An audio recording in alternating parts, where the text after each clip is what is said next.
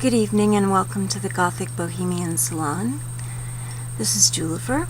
Tonight I wanted to talk to you about something really exciting that's coming up for me this year. Hopefully I'll be able to participate like I did last year a little bit. Here in the Bay Area we have this really special event that comes up around Christmas time. It starts the day after Thanksgiving and goes until the last Sunday before Christmas, and it's called the Great Dickens Christmas Fair. And basically they have taken these huge barns, I don't know what to call them, I'm not sure what they're called, but these gigantic interior structures that are meant, it's a place called the Cow Palace, so that kind of gives you an idea of what it's usually used for. But they take 4 or 5 of these gigantic spaces and they turn it into the streets of London in the years 1840 to 1868 or something like that.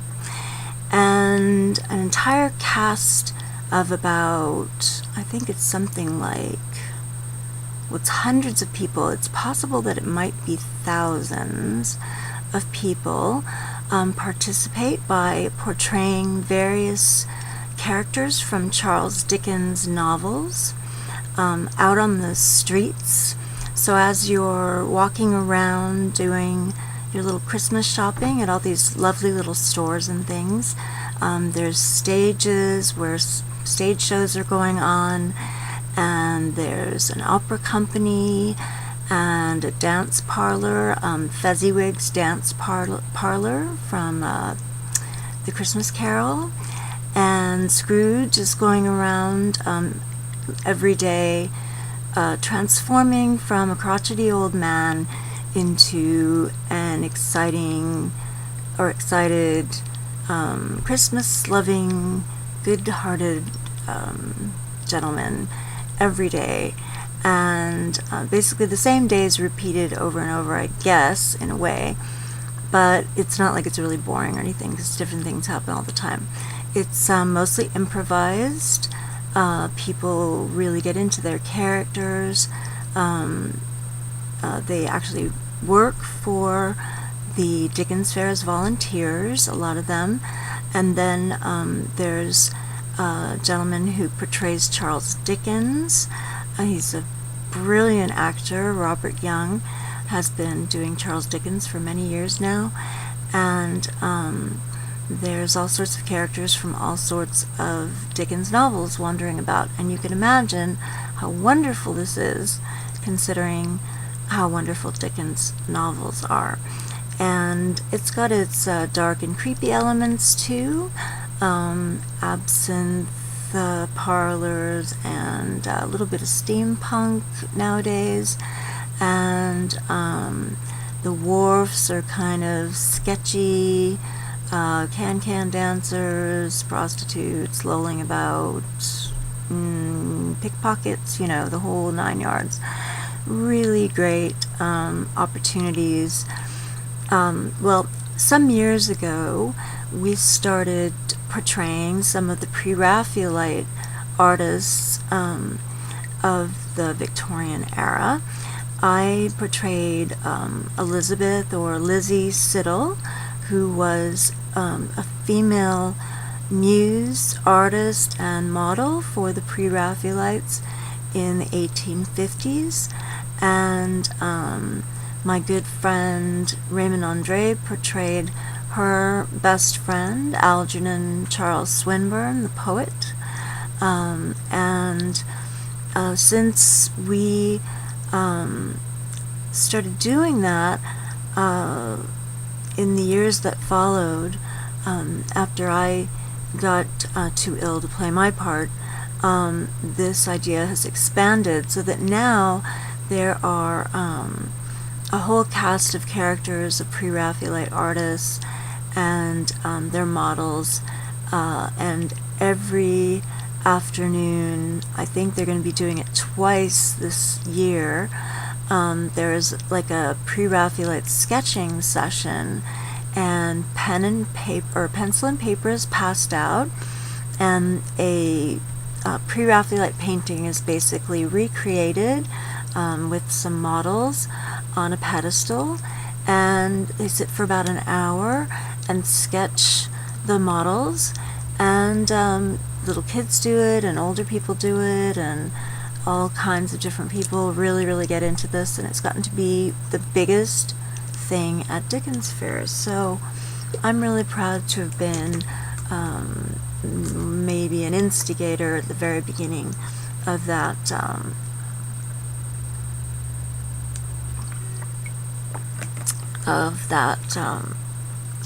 I don't know what to call it, event or whatever. It's at a place called the Adventurers Club, which is the place where all the actors who are portraying real people that existed when Dickens was alive. So a lot of the officers, Queen Victoria and her husband, Prince Albert, Charles Dickens, and many people make their home there. Annie Oakley, I believe, is there. Buffalo Bill, Wild Bill Hickok, get that right. Many wonderful people. And then in the Pre-Raphaelites we have William Morris, John Everett Millay, we have Rossetti, there is a new young lady playing Lizzie Siddle, and I hear that they're going to have a Jane Morris this year. So last year I decided that since I was sort of changed physically and didn't feel like I could really play the Lizzie Siddle Pre-Raphaelite stunner, I decided to play a very different character, and that is a lady named Fanny Cornforth. She was also a model for Rossetti. She was a bit heavier and had golden reddish hair, I think, and a more kind of ruddy complexion. She was sort of more vulgar, I guess, in a lot of ways. Maybe she was a different class than Rossetti. She ended up being his housekeeper and one of his greatest friends, one of his most loyal friends throughout the years that he was around. And she's a fascinating creature, very interesting. And I learned about her through reading a book called Stunner, which I'm looking for right now. Oh, here it is. This book here, Stunner, The Rise and Fall of the Fall and Rise of Fanny Cornforth, by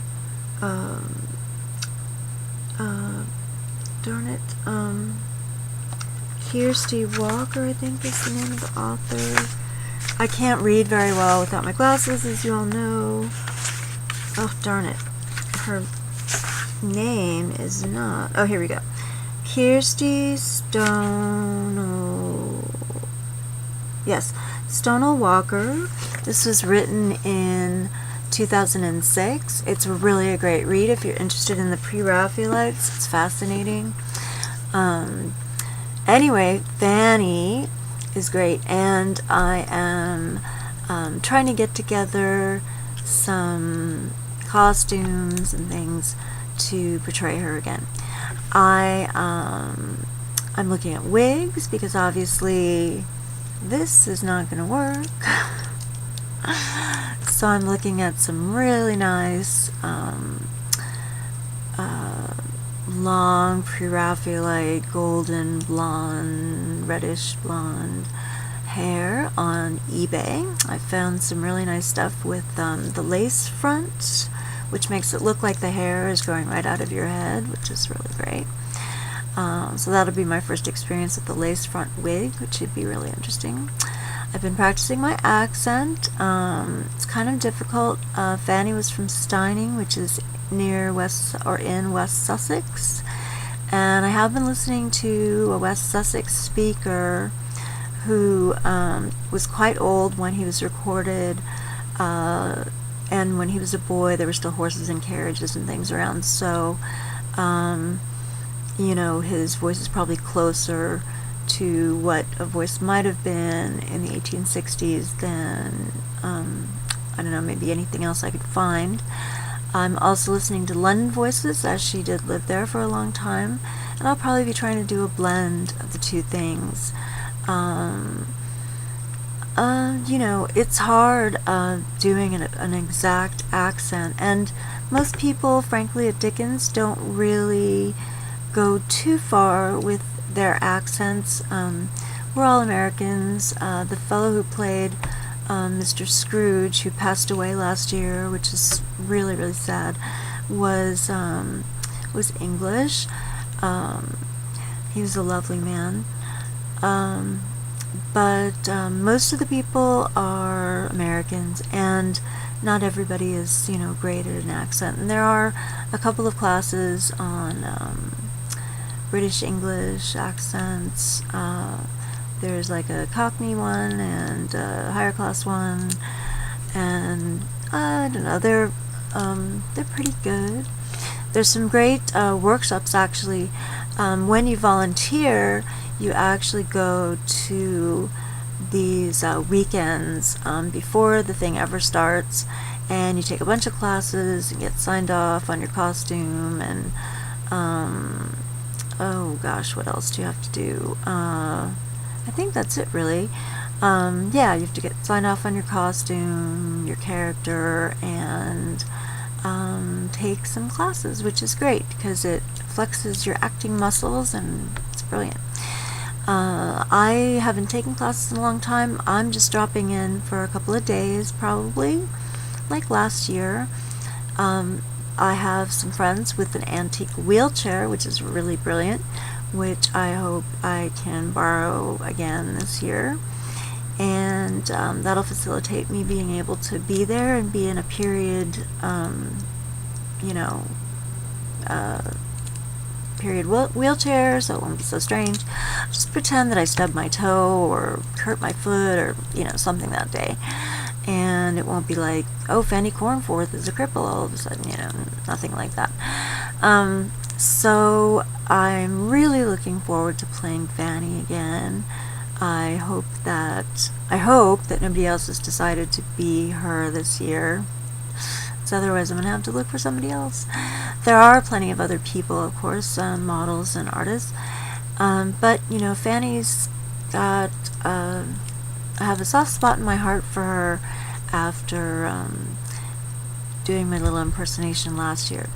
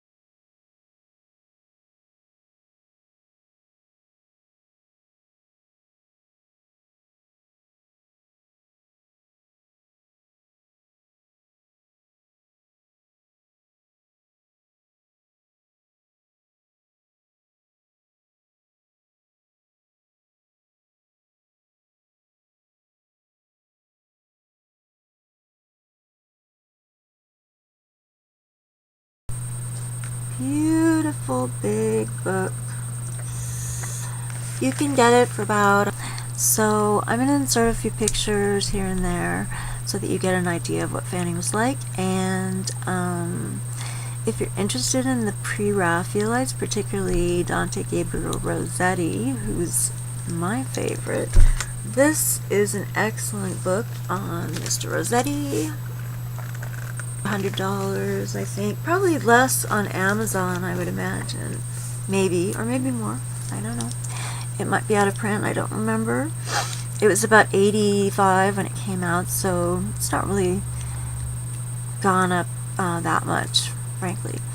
Well, I think I've probably talked enough, and I have no idea how long this is, so I just wanted to share that with you. I'm really excited, and if you're ever in the San Francisco Bay Area in December, late November, December, do check out the website. It's I think it's Dickens Fair, Dickens-Fair or _fair.org or .com. I'll see if I can put the website below. And get some tickets and go to the Dickens Fair. It is amazing. There's so much to do, really great food, really great shopping, and lots of free entertainment. Nothing costs extra as far as I know. They do this evening where things are a little bit more adult. So there's saucy French postcards, which is pretty fun. And yeah, there's just tons to do and see. There's plenty of champagne, ale, you know, the whole turkey leg thing. Sort of like Renaissance fair, but indoors, and as if it's London in the 1860s. And you can dress up and come.